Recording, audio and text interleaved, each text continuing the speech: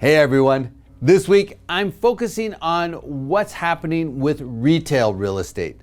And despite the various economic headwinds, including elevated gas prices, inflation risk, tariffs, and low consumer sentiment, retail sales have continued to beat expectations.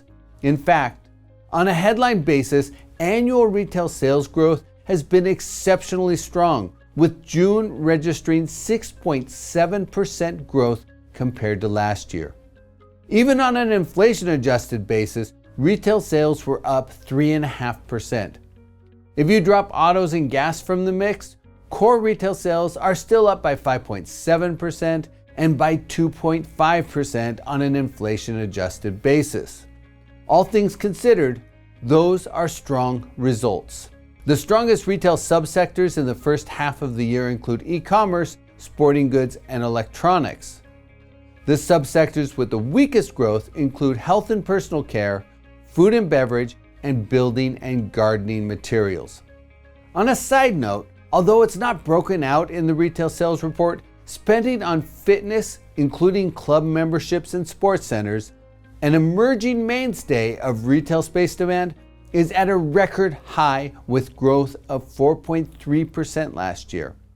So overall, retail space demand remains healthy. While space absorption of both single and multi-tenant retail space was negative in the first quarter, the sector has regained momentum, delivering modestly positive space demand in the second quarter. The space filled roughly aligned with the limited volume of new completions, so both multi-tenant and single-tenant vacancy rates remain stable.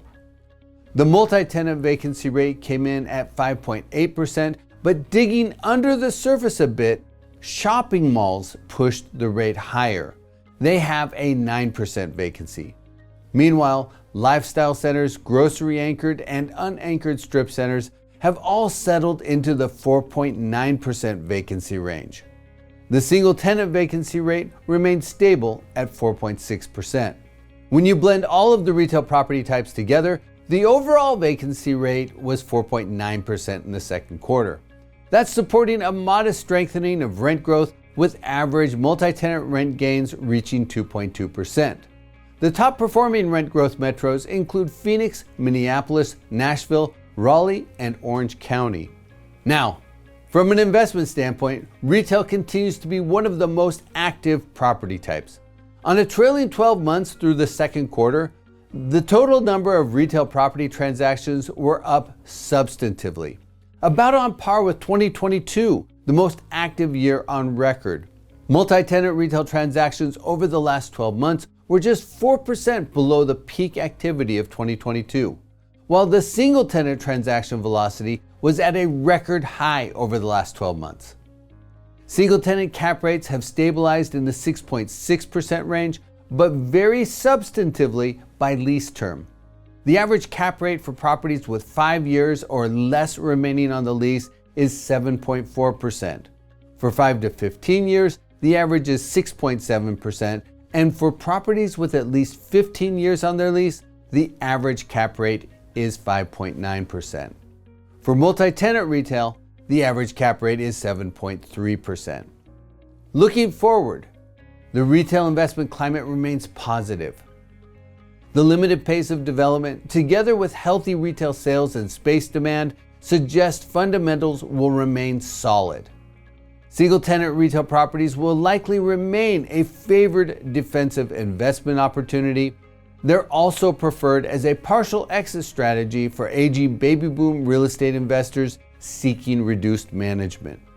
Multi-tenant retail assets also remain a cornerstone investment as they continue to deliver healthy fundamentals and durable returns.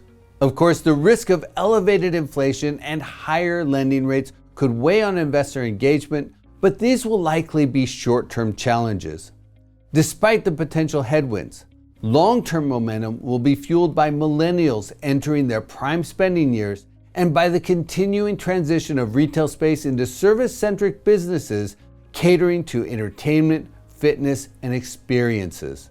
And those long-term drivers are key for investors who keep their eyes on the horizon.